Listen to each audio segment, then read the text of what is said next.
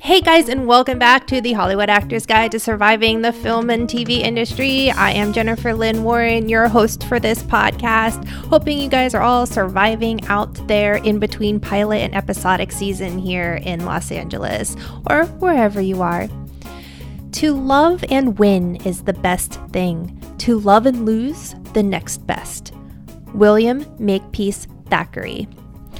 Guys, we all want to work as an actor. Every single one of us. That's why you're here. It's why you're listening to this podcast. Or because you're my mom. Hi, Mom. We want scripts to just show up at our house so that we can select out our dream roles and walk the red carpet. But what if you never made money as an actor? Would you still do it? Because you can be talented, but never get selected. It's like playing dodgeball back in high school or middle school. We might be the best dodgeball player in the whole damn school, but everyone wants their friends to be on their team. It's not a fair industry that we're trying to work in. But when you're sitting in your rocking chair, when you're 180 years old and you are looking back on how you are living your life right now, how are you going to feel about your choices? How are you going to feel about going after the thing you love? Are you going to be proud of the art that you've created? And are you going to be proud of the work that you have done? Or are you sitting with a lot of regret with the money you've spent on headshots and classes? Because if so, maybe this is not the right path for you. And that's okay. You're a creative person and there's still this time to find your path. But if you're like me, you are getting a thrill and fulfillment just from giving your all to the pursuit of conquering this business and growing as an actor. To love and win is the best thing. To love and lose, the next best. There is so much to learn as a human being just from going after this business with grit and love and not caring what anybody else has to say.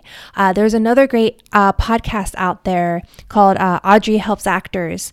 And Audrey is a series regular, I believe, on Better Call Saul. And she had her boss on the podcast. And he was in his late 50s when he booked his first series regular role and really started to make money as an actor. And he's a fantastic actor. If you guys haven't seen that series, you really should check it out. Audrey's great on it as well.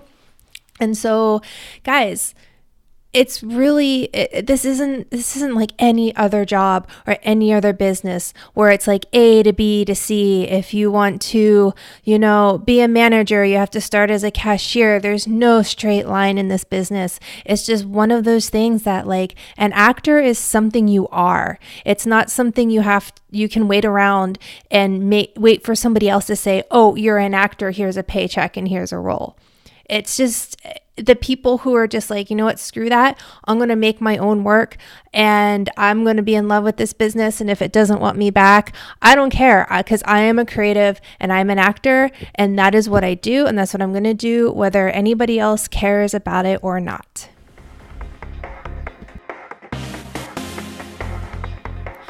So guys, if you've been reading the trades like I tell you to, you'll know that the TV Upfronts just happened.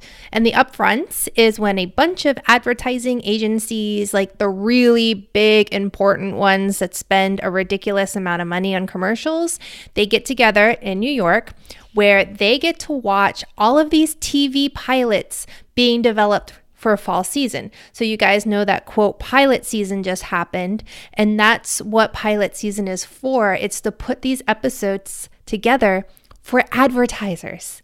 And these advertisers will pick the shows they like and they pledge advertising dollars. For example, if you're an advertiser, let's say Toyota, and you just saw the pilot for Bless This Mess, which is a new show with Dax Shepard. I haven't seen it yet, but I'm really excited about it, so it's on my mind. You may say Toyota pledges to spend at least $10 million in commercials to run during the show. So the show now knows that, at least from Toyota, they now have $10 million and it goes down the line. So whether or not a show gets picked up is largely in the hands of advertising agencies. Because if these suits, as we like to say in New York, don't like a show, that pilot may not get picked up. We keep talking about, oh, the studio's dumb and why won't they do this kind of show and blah, blah, blah. What no one's talking about is how much power these advertisers have. This year alone, about $9 billion was spent by these advertiser buyers. So if you booked a pilot and it did or did not get picked up, it may or may not be or have done well with advertisers. So guys, this is why it's always so hard for a no-name or unknown actor to book a pilot, because the networks will cast celebrities on the show.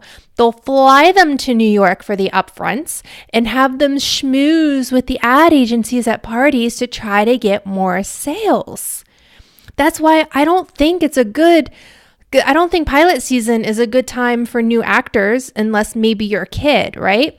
I think once the show gets picked up and they start casting for all the smaller roles without the pressure of the upfronts, that's when newer actors can start to make a dent in their audition numbers. And so guys, episodic season is coming up. Like right now, the industry is a little bit slower. It's because we're in that in between time of pilot season and when shows really start ramping up. So make sure your headshots are ready and your reels are ready to go. I just got brand new headshots.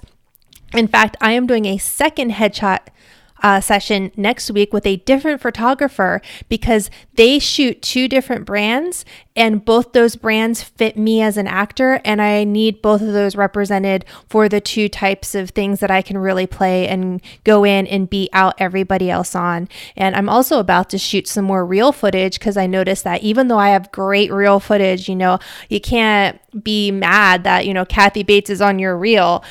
Sorry, I'm name dropping, but it still doesn't really show me as a lead character, and I know I can handle a bigger role. So I am going to start shooting some footage that proves that. And you should too. So Toby Marlowe and Lucy Moss, I know you don't know those names, or you probably don't, but that's okay. They have just signed for representation with CAA. So what does that have to do with you? Well, these guys wrote the book, the music, and the lyrics for the musical Six about Henry VIII's 6 wives. Sorry, that's a lot of S's for a mic. I keep telling you guys, and I am not going to stop, that you need to make your own work happen. No one is going to be willing to give you a break until you are willing to give yourself a break. Why would a director entrust you with a leading role in a film that's costing him and his producers millions of dollars to make when you can't even take a couple $1,000s and shoot a short film to prove to them that you could handle a leading role? Paradigm shift there, guys. I hope that sinks in. So I get several direct messages a day asking for help, and I don't mind. But guys, it's never really from someone who's really done the work. Someone reaches out, they're like, please, my dream is to make it in Hollywood. Can you help me?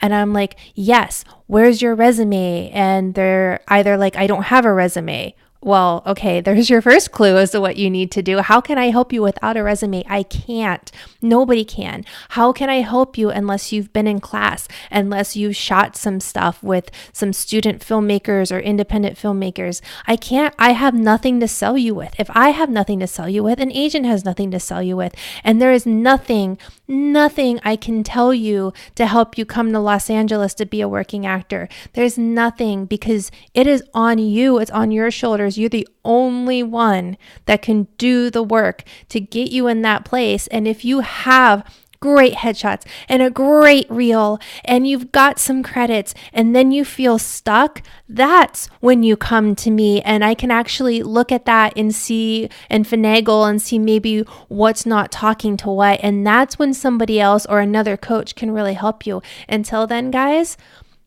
it's the hard truth, and I say it with love, but you're being lazy and you're not really doing the work. I love you guys. Do the work. I love you. Get into class. All right. So that's all for today. I hope you guys are out there surviving.